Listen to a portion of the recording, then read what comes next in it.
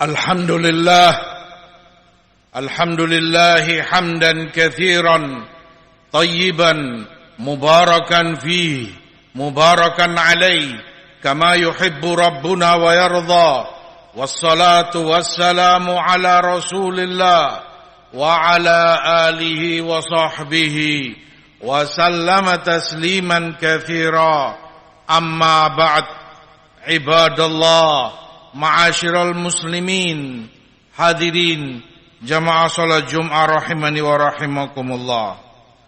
Dunia yang kita hidup padanya, Allah Subhanahu wa ta'ala telah menjelaskan kepada kita.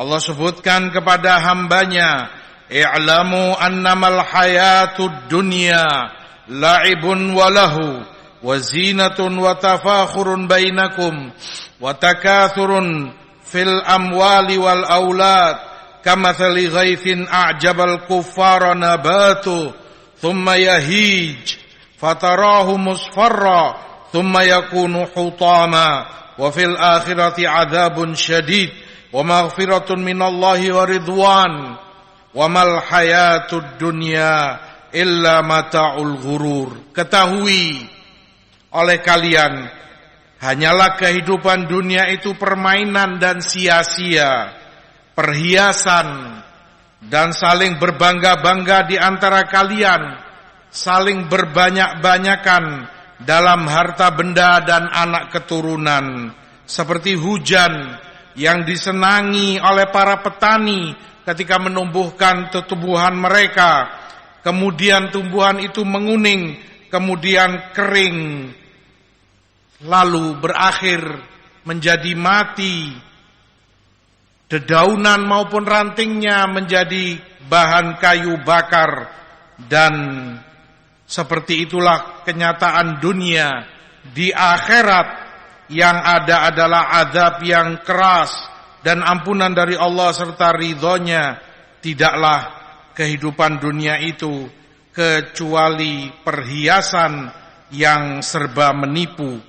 Di dalam ayat yang mulia ini, Allah kabarkan kepada hambanya hakikat dunia, di mana Allah sebutkan puncak daripada dunia itu tidak lebih dari permainan yang mempermainkan jasad tubuh manusia, sia-sia, menyia-nyiakan dan membuat lalai hati dan kolbu kita. Dan seperti itulah fakta dan kenyataannya. Kita mendapati banyak dari ahlu dunia menyia-nyiakan waktu dan umur mereka, entah mereka gunakan untuk ini dan itu dalam kehidupannya, melalaikan mereka dari akhiratnya, membuat mereka semakin jauh dari penciptanya. Itulah dunia. Dia tidak lebih dari perhiasan zina, perhiasan yang menipu orang yang melihatnya, perhiasan dalam berpakaian, perhiasan dalam makan dan minum, kendaraan, tempat tinggal, jabatan dan kedudukan. Semua itu perhiasan yang fana. Namanya perhiasan, sebatas itu perhiasan, memukau orang yang melihatnya. Tetapi Allah katakan dunia itu pula tafakhur, saling berbangga-bangga di antara kalian. Bangga kalau memiliki harta yang lebih dari yang lainnya, bangga ketika memiliki anak keturunan lebih dari yang lainnya. Dunia itu adalah perhiasan yang menipu orang yang melihatnya. Di dalam ayat lain, Allah juga menyebutkan tentang hakikat dunia ini. Kullu nafsin dha'iqatul maut wa innama tuwaffawna ujurakum yaumal qiyamah faman zuhziha 'anil nar wa udkhilal jannata faqad faz wa mal hayatud dunya illa mata'ul ghurur. Setiap jiwa yang hidup pasti akan mati. Pahala kalian akan diberikan sempurna kepada kalian di hari kiamat kelak, maka siapa yang dijauhkan dari neraka dimasukkan ke dalam surganya, sungguh itulah yang berbahagia, di mana hidupnya selama di dunia dia makmurkan dengan ketaatan kepada Rabb-Nya. Selama dia hidup di dunia, dia penuhi usia dia dengan ketaatan, dengan ibadah, dengan amal saleh. Dunia itu dia jadikan sebagai ladang baginya untuk kepentingan akhiratnya. Maka di akhirat dijauhkanlah dia dari neraka, dimasukkan ke dalam surganya. Lalu Allah ingatkan, "Wamal hayatud dunya illa mata'ul ghurur." Tidaklah kehidupan dunia itu kecuali perhiasan yang menipu mayoritas manusia, sehingga lalai mereka dari akhiratnya, terlupakan untuk berbekal demi akhirat kehidupan yang kekal abadi baginya. Bagaimana tidak menipu sesuatu yang fana, sesuatu yang itu tidak kekal, dan bahkan sebentar usia dunia mampu melalaikan manusia sehingga lalai dari yang kekal abadi, dari yang segala-galanya, akhiratnya.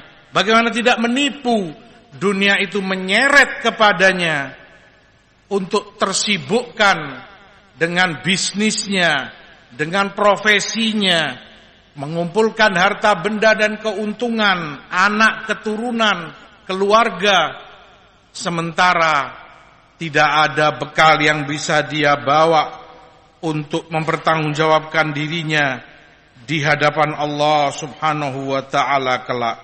Ibadallah, hadirin jamaah sekalian rahimani wa rahimakumullah.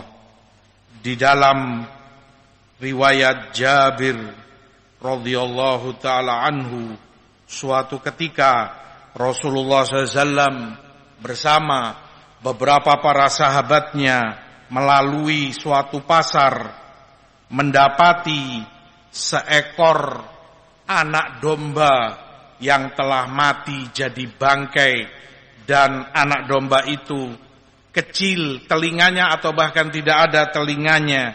Maka Rasulullah sampaikan kepada mereka, ayyukum yuhibbu anna hadza lahu bidirham. Siapa di antara kalian yang mau membeli bangkai anak kambing ini dengan 1 dirham? Qalu manuhibbu annahu lana bi syai' wa ma nasna'u bih. Mereka jawab, siapa yang mau ya Rasulullah, ini bangkai dan cacat lagi, telinganya terputus atau tidak ada. Siapa yang mau membelinya dengan 1 dirham? Diberi pun mungkin orang nggak mau, dia bangkai ya Rasulullah. Maka Rasul katakan kepada mereka, wallahi lau kana hayyan kaifa wa huwa mayyit. Qala wallahi lad dunya ahwanu 'ala Allah min hadza 'alaikum. Sungguh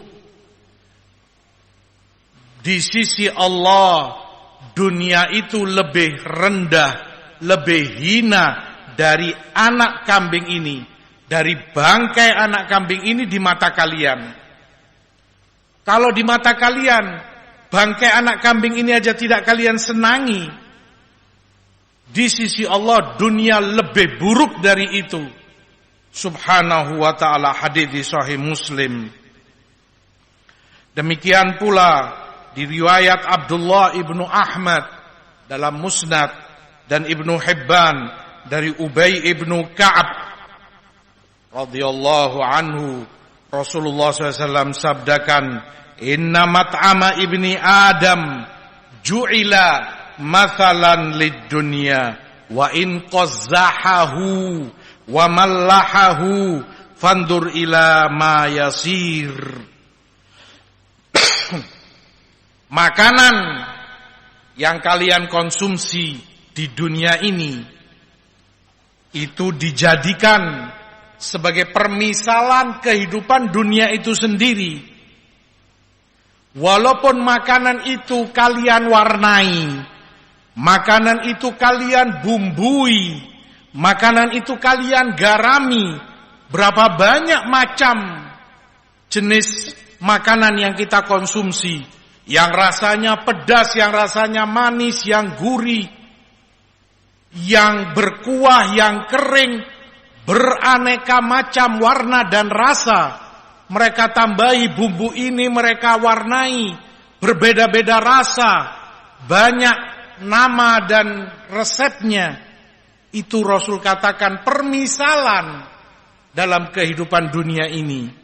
Makanan yang kalian konsumsi itu, padahal dia beraneka ragam rasanya, beraneka ragam bumbunya, kalian sendiri tahu kemana terakhir perjalanan makanan kalian itu. Kalian menikmatinya saat memakannya. Kalian merasa nikmat saat mengunyahnya. Atau saat melihatnya kalian terpukau. Aromanya menggoda saat kalian lapar. Kalian makan, kalian dengan berbagai macam rasa dan namanya. Dengan berbagai macam bumbunya. Kalian sendiri tahu kemana akhir makanan itu. Ke tempat najis. Tempat yang bau. Tempat yang kotor, hadas, itu akhir dari makanan yang kalian konsumsi.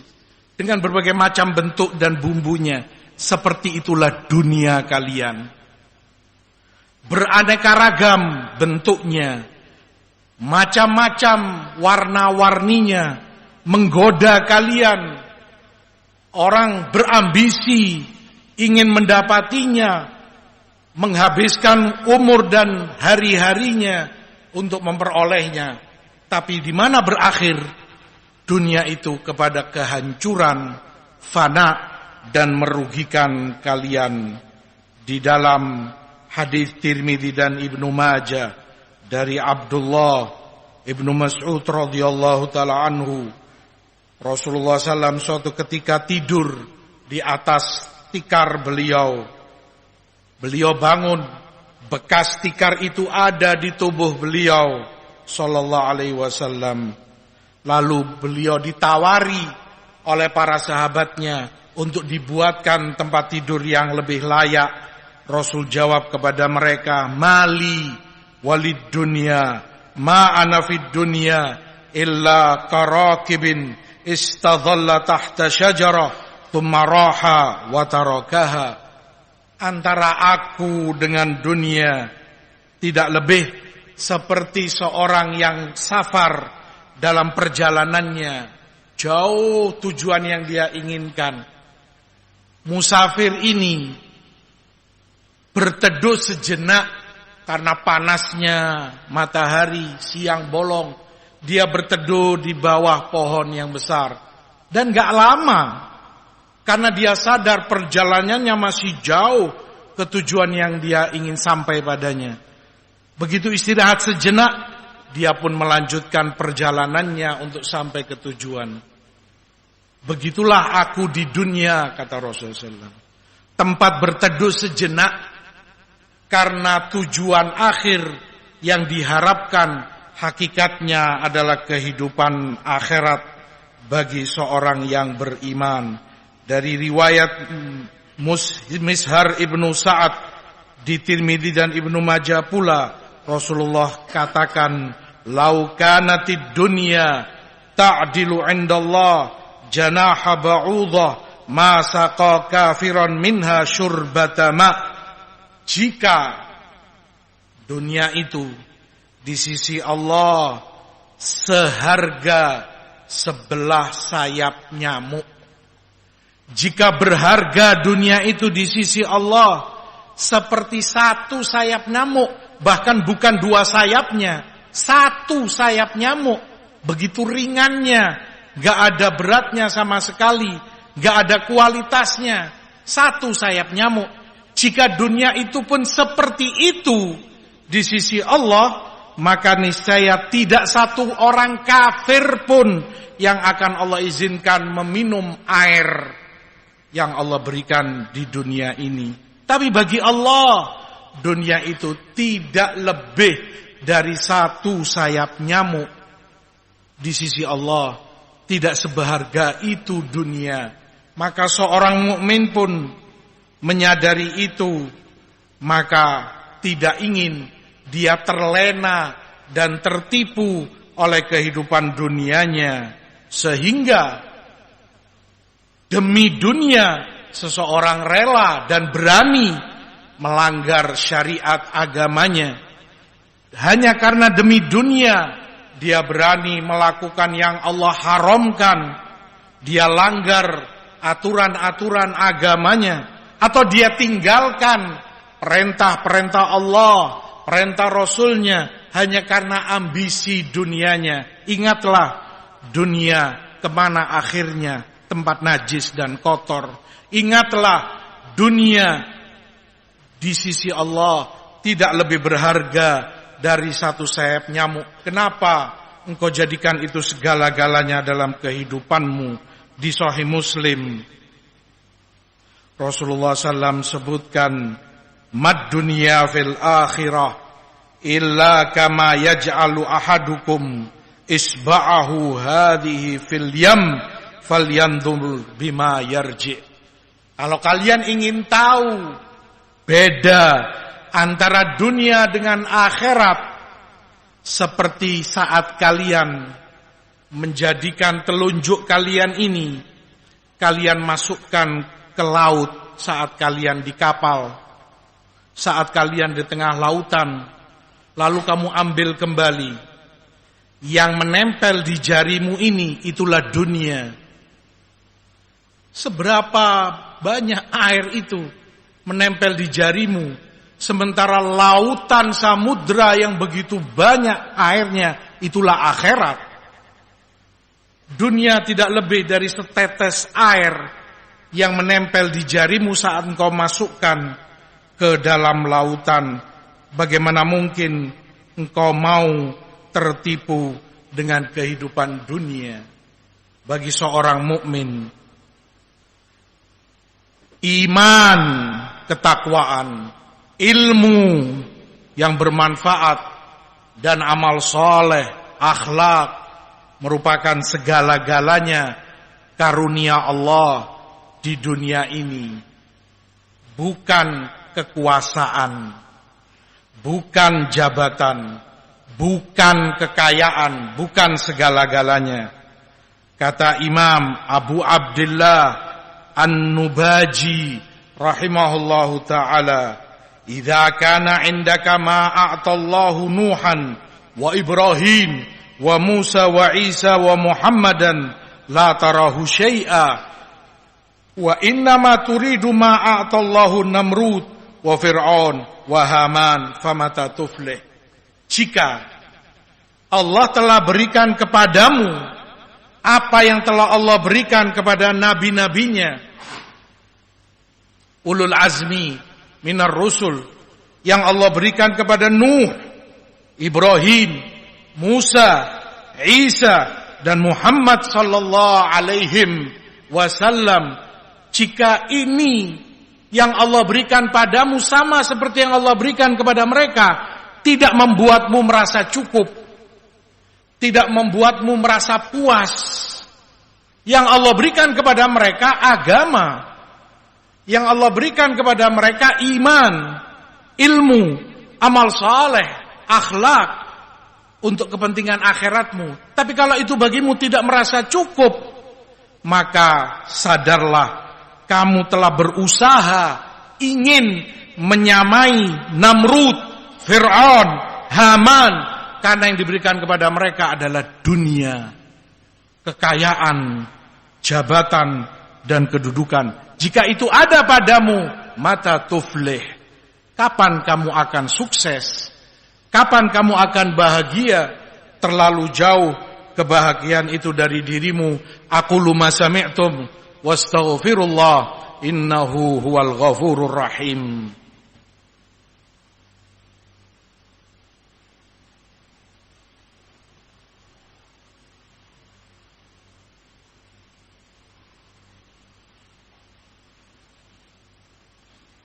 Alhamdulillah wassalatu wassalam ala Rasulillah wa ala alihi wa sahbihi wa sallama tasliman katsira, amma ba'd. Ibadallah, jamaah sekalian rahimani wa rahimakumullah.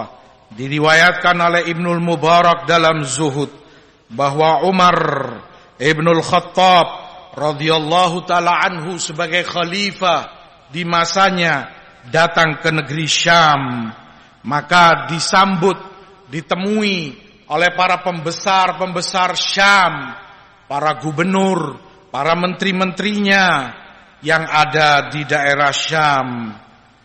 Umar saat itu mencari-cari, melihat di mana Abu Ubaidah. Maka beliau tanyakan, kemana saudaraku Abu Ubaidah radhiyallahu taala anhu? Mereka katakan, insya Allah akan datang sebentar lagi. Maka datanglah Abu Ubaidah di atas ontanya. Lalu beliau salam kepada Umar, dan Umar katakan kepada yang lain, pergilah kalian, aku ingin berdua dengan Abu Ubaidah radhiyallahu taala anhu. Lalu Umar tanya kepada Abu Ubaidah, di mana rumahmu wahai Abu Ubaidah? Beliau sebagai salah satu gubernur Umar di masanya di daerah Syam. Di mana rumahmu? Kata Abu Ubaidah, enggak perlu engkau ke rumahku wahai Umar. Tidak, aku ingin ke rumahmu. Kalau engkau ke rumahku, paling-paling engkau juga hanya bisa menangis. Bawa aku ke rumahmu. Maka dibawalah, diantar oleh Abu Ubaidah ke rumahnya. Ketika aku masuk rumah Abu Ubaidah, Umar katakan, aku tidak melihat kecuali piring, nampan, dan beberapa peralatan yang sangat sederhana. Menangislah Umar melihat itu. Abu Ubaidah, di rumahmu tidak ada kecuali ini, piring, nampan, dan beberapa peralatan-peralatan sederhana. Abu Ubaidah mengingatkan, aku telah katakan padamu ya Umar, kalau engkau ke rumahku, engkau pasti akan menangis. Kata Umar kepada Abu Ubaidah, ghayyaratna dunya kullana ghairaka ya Aba Ubaidah. Wahai Abu Ubaidah, dunia sungguh telah merubah kami semua. Dunia telah merubah kami semua, kecuali engkau wahai Abu Ubaidah. Tetap istiqomah dalam zuhudnya, seperti awal-awal Islam.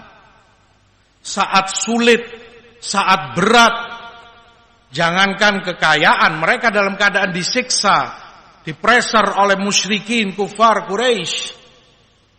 Sungguh kata Umar, dunia telah merubah kami, kecuali engkau wahai Abu Ubaidah radhiyallahu taala anhum ajma'in. Diriwayatkan oleh Abu Dawud dalam sunannya. Maka bertakwalah kita kepada Allah.